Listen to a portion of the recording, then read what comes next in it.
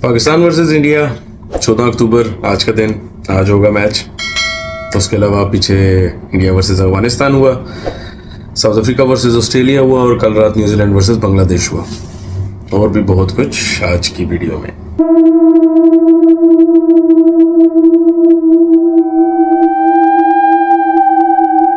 अस्सलाम वालेकुम, नमस्ते, सत श्री अकाल। कैसे हैं आप सब? उम्मीद करता हूँ कि सब खैरियत से होंगे।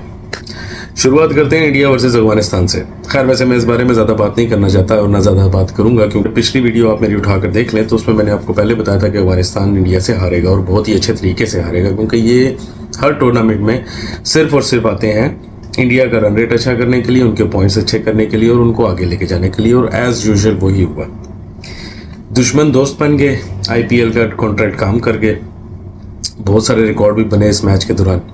लेकिन इनकी अवाम यानी कि अफगानी दोस्त हमारे भाई अपनी हरकतों से बाज नहीं आए। वो जहां भी उन्होंने अपने करतूत किए और इंडिया के ग्राउंड में भी इन्होंने लड़ाई शुरू कर दी।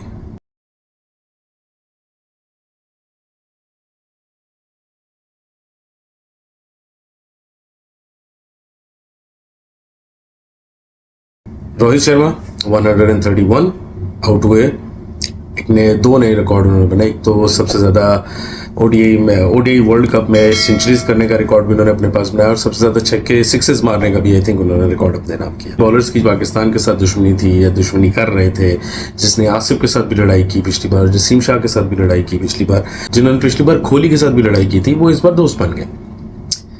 समझ से बाहर है, लेकिन खैर वो बात सही है, बाप बढ़ाना भैया सबसे बड़ा रुपया।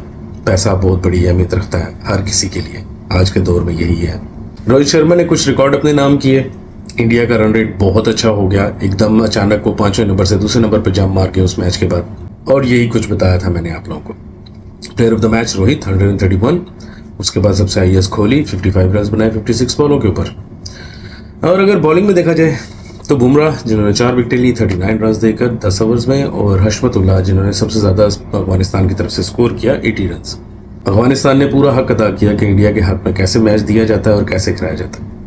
सामने हाथों में कैच छोड़ रहे हैं, सामने फील्डिंग छोड़ रहे हैं, सामने चौके करवा रहे हैं, फोर्स हो रहे हैं। मैं ये नहीं कहूँगा कि यार मैं मतलब इंडिया के खिलाफ जा रहा हूँ या उस चीज़ को, लेकिन यार एक रूल्स होते हैं कुछ और उस चीज़ को देखा जाता है। सिर्फ एक टीम की फेवर की जाए और दूसरी टीम, मतलब अगर चलो इंडिया के साथ हमारे क्या क्लैशेस चल रहे हैं वो तो समझ आती है, अफगानिस्तान से हमारी क्या प्रॉब्लम है, किस चीज़ का मसला है। IPL के कॉन्ट्रैक्ट्स काफ़ी अच्छे तरीके से काम कर गए।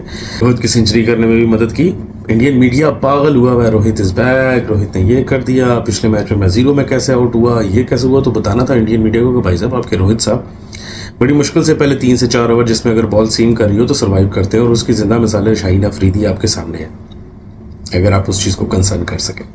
इसके अलावा साउथ अफ्रीका वर्सेज ऑस्ट्रेलिया, मुझे नहीं समझ आ रही कि इन बेचारों को कौन से जम्स लग चुके हैं और क्या हो चुका है। ऑस्ट्रेलिया हार चुका दूसरा मैच भी अपना, और ऐसे हारा जैसे बच्चे हारते हैं, और मैं एक्सपेक्ट नहीं कर रहा था कि ऑस्ट्रेलिया ये साउथ अफ्रीका से इतने बुरे तरीके से हारेगा। साउथ अफ्रीका ने 311 रन किए 7 विकेटों के नुकसान पर, उसके जवाब में ऑस्ट्रेलिया सिर्फ 177 रन के ऊपर 40 ओवरों में ही आउट हो गया। Player of the match de Kock, जिन्होंने तबीयत के साथ धोया हर बॉलर को, माशाल्लाह से नजर आ रहा था। हम लोगों ने पूरा मैच देखा, पता चला कि यार बाकी बॉलिंग कैसे की जाती है और मार कैसे खाई जाती है। 109 स्कोर डीकॉक ने बनाए और प्लेयर ऑफ द मैच रहे। उसके अलावा मैकरम जिन्होंने 56 रन बनाए, साउथ अफ्रीका की तरफ से रडाबा जिन्होंने 3 विकेटें ली 33 रन देकर 8 ओवर में। उसके अलावा मैक्सवेल जिन्होंने 2 विकेटें ली 34 रन देकर 10 ओवर्स में। और उसके अलावा स्टार्क ऑस्ट्रेलिया की तरफ से जिन्होंने 2 विकेटें ली 53 रन देकर 9 ओवर में। एंड ऑस्ट्रेलिया टोटली अपनी लाइन लेंथ भूल चुका है, टोटली अपनी बैटिंग भूल चुका है, टोटल अपने हालात भूल चुका है। लेकिन अब ऑस्ट्रेलिया को मैं फिर भी ये कहूँगा कि अगर उनकी हिस्ट्री को देखा जाए तो वो अगर स्टार्टिंग में अच्छा कर रहे हैं तो एंड में कुछ ना कुछ हो जाता है, लेकिन अगर वो स्टार्ट में ही बुरा कर रहे हैं तो वो ऐसा बाउंस बैक करते हैं कि आप सोच नहीं सकते। मोस्ट फेवरेट था और ऑस्ट्रेलिया उसके साथ था, और फिर उसके बाद से उनका तरक्की का सफ़र ऐसा शुरू हुआ कि अगले 15 साल उन्होंने इस तरह धोया पूरी दुनिया को, पूरी कंट्रीज़ को, इस तरह वर्ल्ड चैंपियन बने कि फिर तो उन्हें रोकना मुश्किल था। और अभी फिर एक मरतबा वही सीन होता जा रहा है। ऑस्ट्रेलिया बहुत बुरी परफॉर्मेंस दे रहा है। इवन कि हमारे साथ जो ऑस्ट्रेलियन दोस्त भी बैठे होते हैं वो इंडिया मैच में खड़े होकर कह रहे थे कि यार ये नहीं जीतने लगे। ऑस्ट्रेलिया इंडिया से भी हार गया, ऑस्ट्रेलिया साउथ अफ्रीका से भी हार गया। अब कल रात को न्यूजीलैंड वर्सेस बांग्लादेश हुआ। बांग्लादेश ने बैटिंग करते हुए 245 रन बनाए 9 विकेटों के नुकसान के ऊपर। उनकी स्टार्टिंग से ही बैटिंग की समझ आ गई थी कि ये नहीं चलने लगे आज। हालात इनके बहुत मुश्किल हैं, बहुत माड़े हैं, बेचारे बहुत मुश्किल से सर्वाइव कर रहे हैं। और वही बस उम्मीद मुझे 245 की भी नहीं थी, लेकिन फिर वो आहिस्ता आहिस्ता शफीकुर रहमान और मोहम्मदुल्लाह की अच्छी बैटिंग रही, जिन्होंने 66 रन बनाए, 45 और 41 रन बनाए और अपनी टीम को कुछ थोड़ा सा डिफेंडिंग स्कोर दिया। लेकिन उसके बाद न्यूजीलैंड के 2 प्लेयर ही आउट कर सके और मिचेल और विलियमसन बहुत अच्छी बैटिंग की। विलियमसन का मुझे समझ नहीं आ रही, वो इस टाइम विलियमसन का तकरीबन वही हिसाब है, वो वेलकम फिल्म वाला मेरी एक टांग नकली है, और बाकी का बहुत बड़ा प्लेयर था, लेकिन वो फिर भी भाग रहे होते हैं। यही था कि उनके नी में प्रॉब्लम है, उनके घुटने में मसला है, लेकिन उसके बावजूद वो बंदा आके मार रहा है, ऊपर से उनके हाथ में भी लगी, उसके बाद भी वो खेलते रहे और फिर अर्ली रिटायर हुए, वो इंजर्ड रिटायर किया अपने आप को और चले गए। मिचेल गंजा जिन्होंने सॉरी जस्ट जोक अपार्ट, बहुत अच्छी बैटिंग की, बहुत अच्छे तरीके से स्कोर को स्टार्ट लिया, क्योंकि मिचेल और उनके साथ जो प्लेयर थे जो स्टार्टिंग में खेल रहे थे वो स्कोर को बहुत स्लोली मूव कर रहे थे, रिक्वायरमेंट पूरी कर रहे थे वो जो ज़रूरत थी पर ओवर में, लेकिन उसके बावजूद वो मैच काफ़ी स्लो कर रहे थे। फिर वो आउट हुए, मिचेल आए और मिचेल ने आते सारी बाउंड्रीज की बारात लेकर आए, छक्के चौके और उसके साथ करते कराते वो आखिरकार अपना 42 ओवर्स में अपना टारगेट को अचीव करके नॉट आउट चले गए। न्यूजीलैंड सबसे पहले 6 नंबर पे 6 पॉइंट्स के साथ, साउथ अफ्रीका भी 6 पॉइंट्स के साथ, लेकिन रन रेट के हिसाब से वो डाउन है। साउथ अफ्रीका का रन रेट 2 पॉइंट समथिंग है और मुझे नहीं लगता कि कोई भी बंदा उनको रोक सकता है क्वालिफाई करने से। उसके अलावा इंडिया और पाकिस्तान बड़ी रिवलरी, थोड़ा सा मुझे अजीब भी लग रहा है जय शाह साहब के करतूत के। ठीक है, आप लोग हर वक्त ये इंडियन मीडिया ने भी बोला, इंडियन पॉलिटिक्स भी बोलती है कि हमें पाकिस्तान से कुछ लेना देना नहीं है, हमें पाकिस्तान से कुछ भी नहीं है, और आपने पूरे वर्ल्ड कप की सबसे बड़ी सेरेमनी ही उसी दिन रख ली जिस दिन मैच था।